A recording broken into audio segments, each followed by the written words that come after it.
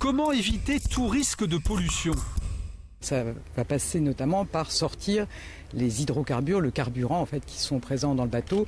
Ensuite, il faut qu'on travaille et qu'on ait des analyses techniques sur la façon dont on va pouvoir déséchouer le navire. Quels sont les moyens d'intervention dans ce type d'accident ? Vous savez qu'il y a des moyens anti-pollution qui sont à Ajaccio et évidemment ces moyens, ils ont vocation à être confortés ici à Ajaccio. Il faut qu'il y ait des moyens d'intervention qui soient directement accessibles et mobilisables. C'est le cas et ça va continuer à être le cas.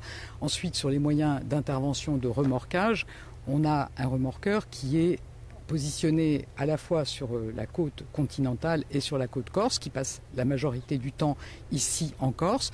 Moi, j'entends les demandes des collectivités et je pense qu'on va pouvoir travailler pour regarder comment on peut avoir des moyens complémentaires qui pourraient être mutualisés avec soit les intercommunalités, soit la collectivité de Corse. Je pense qu'il faut qu'on mène ce travail. Quelles sont les demandes apportées devant l'Organisation maritime internationale ?